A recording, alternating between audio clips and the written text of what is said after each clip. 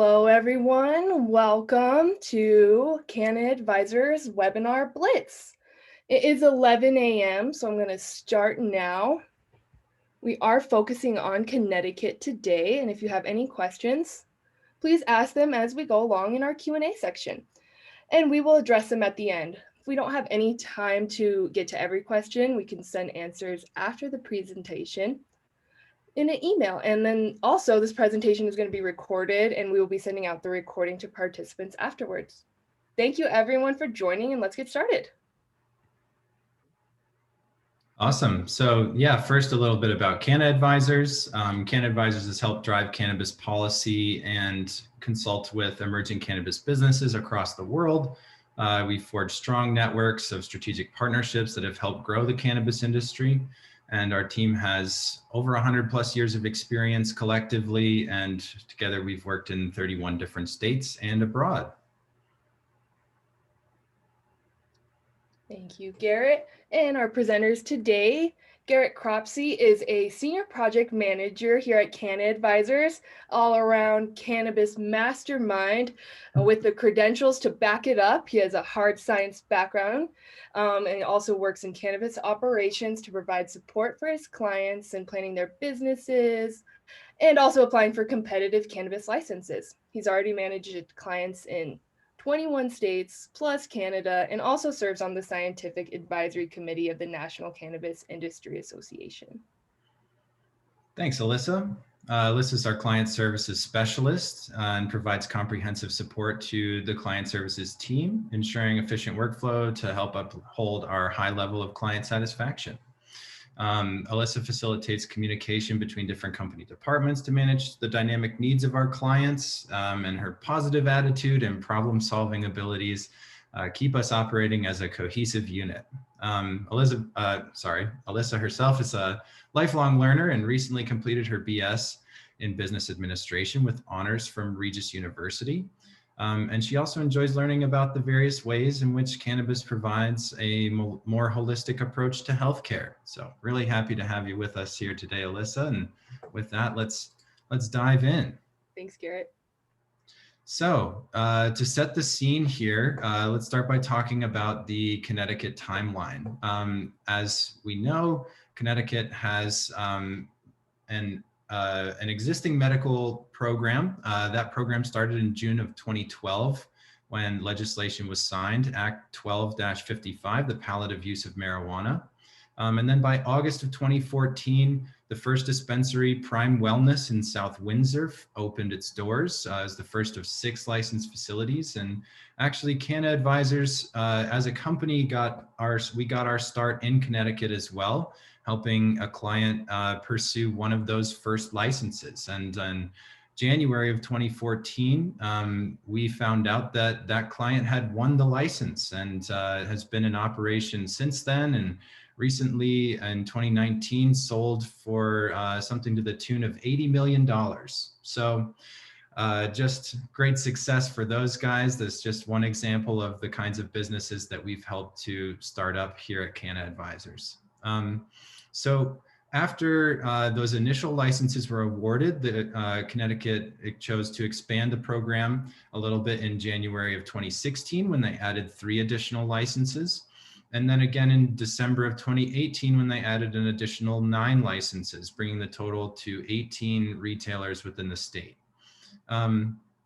Most recently, in June of this year, Connecticut passed their adult use bill, the Connecticut Senate Bill 1201, Responsible and Equitable Regulation of Adult Use Cannabis. So that's what we'll be talking about today.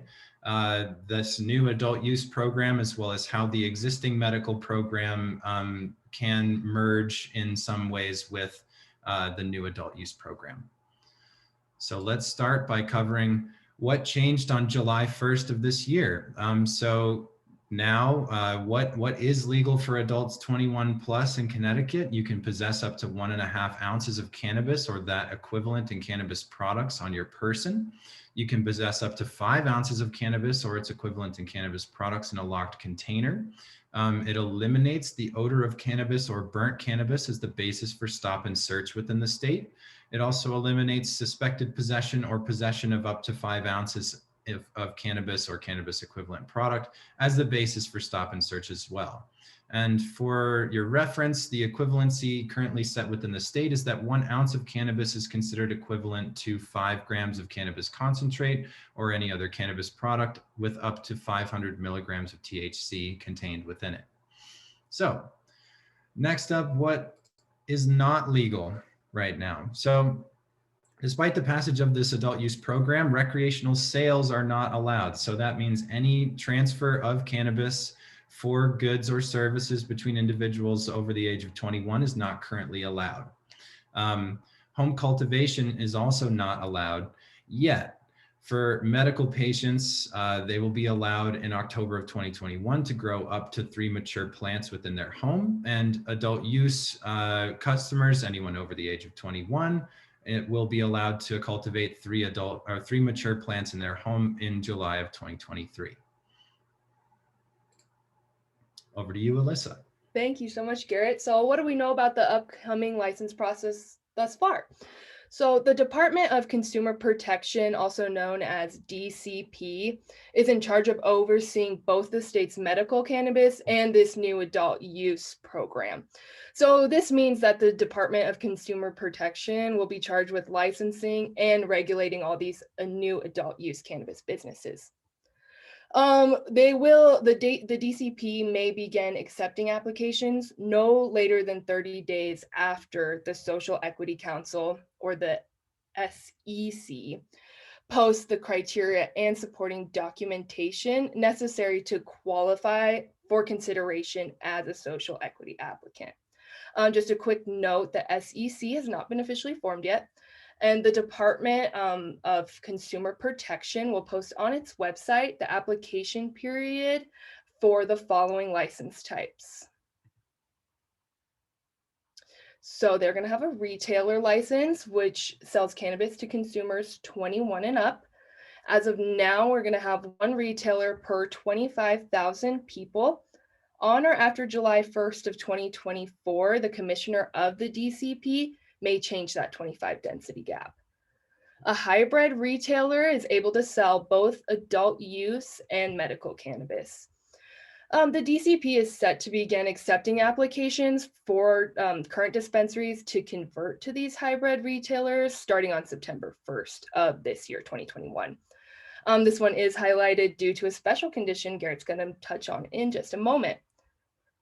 Cultivators can cultivate cannabis in a space of 15,000 square feet or more, and then a microcultivator can start cultivation between 2,000 to 10,000 square feet. The thing about micro cultivators, they will be able to expand their grow space by 5,000 square feet per year if they meet necessary requirements. And the maximum space for the micro cultivator is about 25,000 square feet. And after then, they would have to convert to a regular cultivator. A product manufacturer means a person that is licensed to obtain cannabis and then extract and manufacture products with the cannabis. A food and beverage manufacturer is a license to own and operate a place of business that acquires cannabis to infuse into food and beverages, so your edible products, things like that. Product packager must need a license to package and label cannabis products. Our delivery service is a license to transport cannabis between cannabis establishments directly to consumers.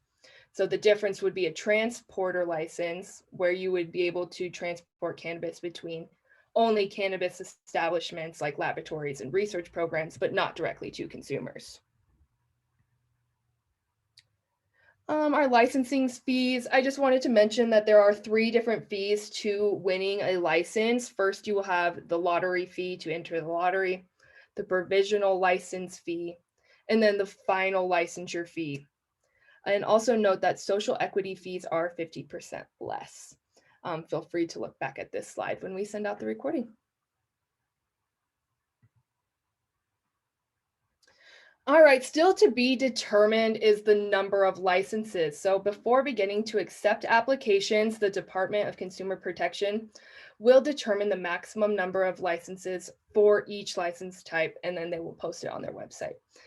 The DCP determines that the maximum number by the market needs. So right now the website says applications will be posted as soon as possible.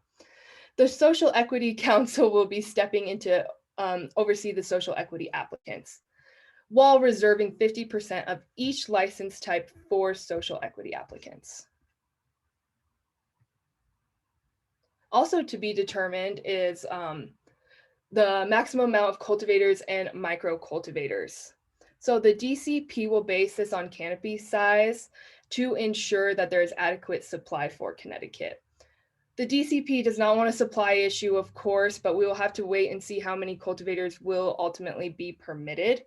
As of now, cultivators will be able to cultivate in that 15,000 square feet or more, and micro cultivators will be able to grow between 2,000 and 10,000 square feet. So they'll use these metrics to work back to help determine how many growers will then be needed. And on-site consumption is not currently allowed, but the DCP will be making recommendations on whether to authorize on-site consumption or just events that allow cannabis usage in January 2023. We are seeing more states adopt on-site consumption legalization, so they might be waiting to see how that goes and follow suit. We'll see what happens. All right. So let's talk about the question on everybody's mind. What is this lottery system and how is it going to work? So almost all license types in Connecticut's adult use program will be issued in part using this lottery system. So once the state sets the maximum number of licenses that they're going to issue in this initial round, as Alyssa was just talking about, 50% of those are going to be allocated towards social equity applicants. And the first submission round will be specifically for social equity applicants for all these license types. So once the initial application period has closed, as you may have noticed on Alyssa's fee schedule slide from a few ago, there's three different set points here. There's the initial fee that you pay to be considered for the lottery. Then there's a fee that you pay for your provisional license application, and then a fee that you pay for your final license application. So this will proceed in that order. If during the lottery application window, the state receives more applicants than there are licenses to be issued for that license type, then they will engage with the third-party lottery operator who will conduct the lottery separate from the DCP.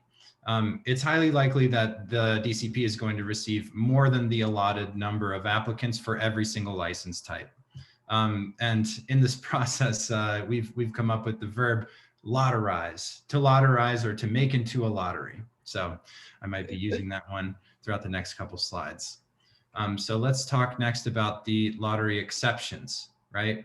These are the categories that that will not be subject to lotterization, excuse me. So a medical dispensary converting into a hybrid retailer, that will not be a process going through a lottery. They simply apply to convert. A medical producer who would like to convert to a producer, if that producer qualifies as a social equity applicant or an equity joint venture, they will not be subject to the lottery process for that producer license conversion. So defined at the bottom of the slide here, an equity joint venture is different from a social equity applicant itself. And an equity joint venture must be comprised of at least 50% ownership by individuals who qualify themselves as social equity applicants. So to be a social equity applicant, you need a higher percentage of ownership than that. A joint venture simply means 50-50. So next up, social equity mentorship program participants for 2 micro cultivator licenses will also not be subject to this lottery process. This one's a little confusing. We're looking for more information from the SEC, Social Equity Council, not the Securities Exchange Commission, for definition on what this mentorship program will look like and what the process is for applying to be a part of that. Next up, initial social equity cultivator applicants in disproportionately impacted areas who pay a $3 million fee into the Social Equity and Innovation Fund will also not be subject to lottery. This one's even more complicated because the SEC will also be determining what areas within Connecticut itself qualify as disproportionately impacted areas. Right now, we don't know that. The council, once formed, will determine as much. And any of the initial cultivator licenses who are social equity applicants who are going to locate within these disproportionately impacted areas don't need to pay this $3 million into the fund for the state, don't need to be part of the lottery process. And then last but not least, micro cultivators converting themselves into cultivators upon reaching that canopy size limitation that Alyssa was mentioning earlier, that process will not be subject to lottery either. But in order to become a micro cultivator, you do need to pass through one round of the lottery first. So that's who doesn't get lotterized. Next slide, please. So also yet to be determined is what regional geographic component might be part of this lottery process as well. So it might be the case that the SEC and the DCP step in and say, okay, we're going to do a lottery for dispensaries, this many dispensary licenses within the Northeast region of the state or the Southwest region of the state, and set individual smaller lottery processes for these different components. So again, the lottery is for lottery for all license types is for social equity applicants first, and 50% of the total licenses have to be awarded to those applicants. So now let's unpack the steps involved in this process, right? So first off, you submit a fee and some business information for your spot in the lottery. So every entrant will receive a numerical ranking. There's going to be a window within which businesses can submit themselves for this initial lottery process for each license type. Once that's closed, the third-party lottery operator generates a randomized list of those applicants in a specific order, and they will select the initial 50% of the total number of licenses allocated for that license type. And then of those businesses, they will verify their social equity criteria, verify that they meet the criteria for consideration as a social equity applicant. If they do not, then those businesses will get pushed into the next lottery round, and the next businesses in line will move up. And then they will be verified. And if they drop off, then more will move up. And so each license will proceed in that category until they have the 50% of the total number, all of whom are certified as social equity applicants. So that's how that initial process will go. Next slide, please. So once those applicants who have remained qualified in the lottery process, they will be provided a provisional license application. This is the next step in the process. For that provisional license application, your business will have 60 days to complete that application from the date that you receive it. Now, it might be the case that those businesses who were in the first round of lottery and qualified as social equity applicants get their provisional license application before those who were slotted in afterwards to fill the spaces voided by those who got kicked into the next round. So this 60-day window might be different for different businesses depending upon where they rank in the lottery. So you have 60 days from that point to complete your provisional license application and submit the provisional license application fee to the state. Those businesses that do not complete this application during the 60-day window and do not submit the fee, it's likely that they will then go back to that original lottery pool and select more people to verify and backfill the space between that 50% mark of the license count to make that number where they want it to be. So as you can see, this is setting up to be a semi-cyclical licensing process depending upon how many businesses actually complete their paperwork right, or submit within the window that they're allotted. So the right to apply for this provisional license is not transferable. You can't say, oh, I actually want this to go, I actually want the provisional license to go for this business. Not allowed. So we'll know more about that later. And then, yes, Alyssa, thank you. Moving on to the final licenses themselves. So once you've submitted your provisional license application and fee, and those applications have been reviewed and graded by the state, they will then say, okay, you've received your provisional license. So for businesses that receive their provisional license, those applicants then have permission to prepare themselves for final licensure. They will then have a 14-month application window from the date that they received their provisional license to complete their final license application, submit that final license application fee, and get that all into the state. So this is now, we can see a funnel sort of emerging here. If applicants fail to submit their final licensure within the 14-month window and pay that fee, it might be the case they then go back to the initial lottery round and backfill to start that process again to maintain that 50% number of social equity applicants. So not the least complicated process here, but yeah, so once that's all done and you've submitted your final license application, the state will then review that, grade that, and decide whether or not to award you a final license. Those with final licenses can begin operations. And by that point, you're probably really ready to start. So let's talk next about what we know is in the final license requirements. This is pulled from the bill. We do not yet have regulations for this program. The regulations themselves might change a little bit of what's included in the bill. They might expand upon it. They might add more definitions to the process. They might add more dates to the process. Right now, we don't have a whole lot to go on in terms of when this will all kick off, but it does establish an order of operations here that Alyssa mentioned earlier, starts with the formation of the SEC, and that has not happened yet. But anyway, the end of the process, the final license application may include the following: a contract with an approved seed to sale vendor, a right to occupy the location where the cannabis establishment is to be located, any necessary local zoning approval for the cannabis business, a social equity plan, a workforce development plan, policies for preventing diversion, other security requirements and policies specific to your license type, a labor peace agreement between your business and a bona fide labor organization, and a certification that you're using a project labor agreement for construction projects in excess of $5 million.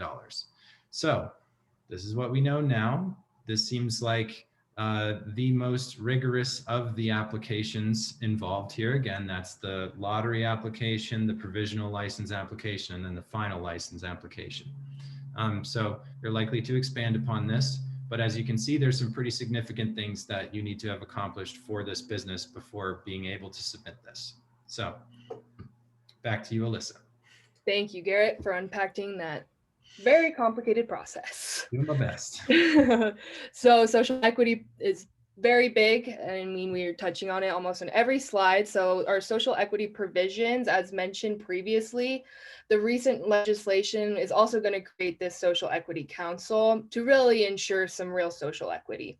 The SEC will consist of 15 members from a variety of different backgrounds, all appointed by different legislative bodies and state officials. These appointments are to be made no later than 30 days after the effective date, which was July 1st. So this means we should be seeing this council formed by the end of this month or early next month.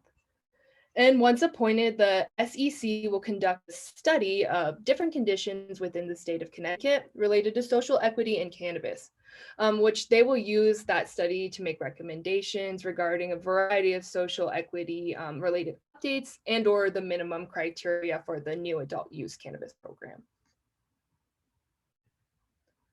All right, social equity applicant criteria. A social equity applicant is defined as an applicant for a cannabis establishment license that is at least 65% owned and controlled by one or more individuals who has a median income for the last 3 years that was no more than triple the state's median income. and has also, and not or, and lived in a disproportionately impacted area for at least 5 of the past years or 9 years of their first 17 years of life. So the disproportionately impacted area is a census tract that has either an unemployment rate of over 10% or has a high rate of drug arrest from the last 40 years. The Department of Consumer Protection must reserve, big point, 50% of the maximum number of applications for each license type for those qualified social equity applicants. And $50 million in bonding will be created for initial startup funding for social equity applicants, the Cannabis Business Accelerator Program, and also workforce training developed by the SEC. So another note, social equity licenses cannot change ownership to non-social equity applicants until 3 years after that final licensure. Of course, there are special cases such as death or illness. And beginning on July 1st, 2023, 60% to 75% of the cannabis excise tax revenue will then be directed to that social equity and innovation fund. Those funds can then be used to promote those social equity by providing those startup capitals and funding the workforce education and even funding some community investments. Starting on January 1st, 2023, there is going to be an automatic erasures for individuals with convictions from January 1st in 2000 through September 15th, 2015 for the possession of less than 4 ounces of cannabis. And then on July 1st of 2022, individuals can then petition for erasure of prior convictions for possession, drug paraphernalia, and sale of cannabis for 4 ounces or less. And if the petition is all in order, it must be granted. There will be no fees charged. So now we'll talk a little bit about taxation as it's spelled out in the bill. Of course, taxes will be levied against cannabis sales, adult use cannabis sales in Connecticut. The excise tax will be based on the potency of different cannabis products at retail sale. So these tax rates will be different for flower and different for edibles and different for other cannabis products, and will be based on milligrams of THC contained within those finished goods. So Connecticut's standard 6.35% sales tax will also apply to cannabis products at the point of sale, as well as the bill also imposes a 3% municipal gross receipts tax on the sale of cannabis and cannabis products as well. So that is sort of how taxation will look. Not too bad, but the per milligram THC limits there are very important to this as well. So we'll talk about those now. The bill also sets some different limitations on the potency of finished products. For flower, that potency cap is 30% THCA actually, because that's what's in flower. For all other products, 60% THC except for pre-filled vape cartridges that can be higher than that. Edibles and other ingestible products are limited to 5 milligrams servings, same as Massachusetts, its neighbor.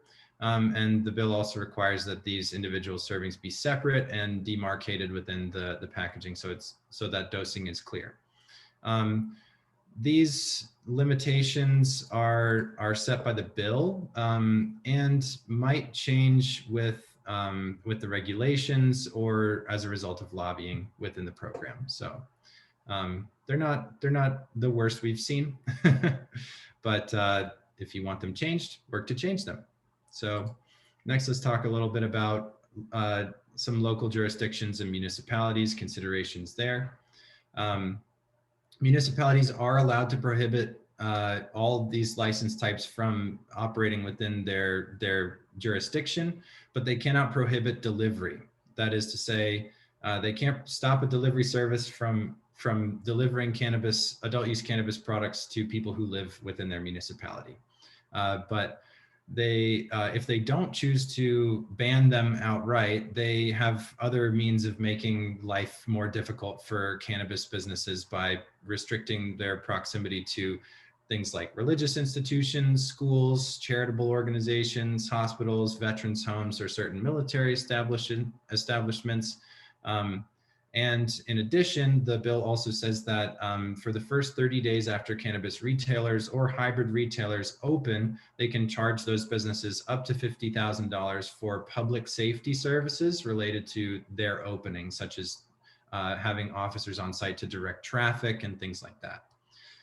So yeah, it's possible for these municipalities to, without banning licenses, still make it such that, oh, because of these restrictions we put in place, there's only like 2 buildings that you could buy to operate as a dispensary out of, based upon the restrictions that they put in. So we're not banning it, we're just making it very difficult for you to find a spot to locate. So be prepared for that. And let's now talk about how to get ahead here. So again, on the local level, start thinking about the property or the general area in which you want your cannabis business to be in Connecticut. That, of course, is predicated on the decision as to which license type you want to apply for. Because, of course, a building that would be great for a dispensary would be pretty terrible for a cultivation in most cases. So start by picking which license type you're interested in, which fits your skill set, and then start thinking about the general area or specific municipality in which you want to locate. Alyssa? Yeah, and still on that local level, connect to your local government and attend meetings like local town meetings, city planning board meetings. These meetings are where the towns will really decide on allowing or banning cannabis. And it really goes a long way if you can attend these meetings while bringing other community supporters in favor of cannabis. Exactly, and that brings us to our last point in the slide, which is advocate for cannabis. While these municipalities are in the process of deciding what restrictions they're going to apply, it's a good opportunity for you as to insert yourself there as somewhat of an expert on the subject, somebody who knows what they're talking about. And in our experience, it's very rare that state level regulators know enough about cannabis to effectively put these laws into place. So that's even less common amongst local officials. So if you can show up and present yourself as interested and lobby for the kinds of changes that you want to see enacted at that local level, that's a really powerful opportunity that you have in front of you now. Good point, Garrett. And then goes right along with your property, securing access to capital. The time is now to start talking to potential investors or friends and family about your company visions. They might want to just jump on your boat and come along with you. So you'll need this capital to secure your property. And it's also going to be important to show that you have the funds to support your business on your application. Right. So along with that and team building and business planning, we know that Connecticut is very heavily emphasizing social equity in this adult use cannabis licensing round. This is something that we're seeing more and more amongst adult use cannabis licensing opportunities, as well as licensing opportunities in cannabis in general. Something we're very excited to see, because I know that it's hard for me to justify the success of these different cannabis businesses, people out there making millions of dollars in certain states, while in other parts of the country, and even in parts of these states that are establishing adult use programs, there are people in jail for nonviolent cannabis offenses. And so working to undo the harms of the war on drugs is something really important. And it ultimately will give you a better chance at winning an application here as well. So work to pursue those opportunities within your local network and try to incorporate that into your business if you can. And thank you, Gary. I think it's a really, really important point. And as you can tell, Connecticut is taking our social equity applicants into a high priority. So keep an eye out on the press. The SEC should be forming by the end of this month. Things are changing quickly. Yeah. fingers crossed, things change. Indeed. We're also waiting for final regulations and application deadlines from the DCP. Like they mentioned, they're going to be posting all this stuff on their site. So if you can, make a notification to check out the DCP site every now and then, I think that'd be very helpful. But I mean, we could just keep talking this. There's so much information, but I think we've already kind of gone over time here. So please give us a call or check out our blogs if you'd like any more information at all. I think we have a question. Garrett, we have a question from John. I think we can answer real quick before we go. Do you have recommendations on where to find lenders? Absolutely.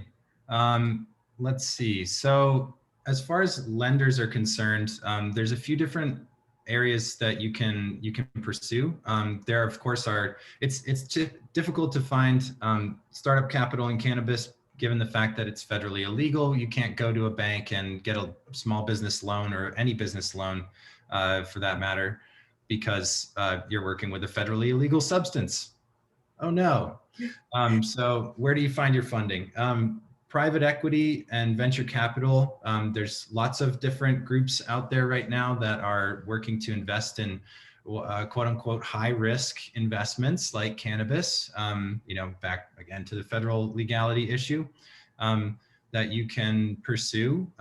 That's exactly the kind of company that you would want to present your business plan to, present a pitch deck to, have some more solid financial modeling done in support of your business. Those are all the kinds of things that we can help you with here at Can Advisors. So if you'd like, feel free to contact our business development department, and we'd be happy to help you prepare for pitching your business to investors.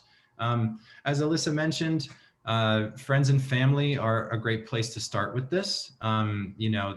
Depending upon your own personal network and the kinds of individuals who might be interested in this, you might find that you're able to secure all the funding you need from within your existing friends and family.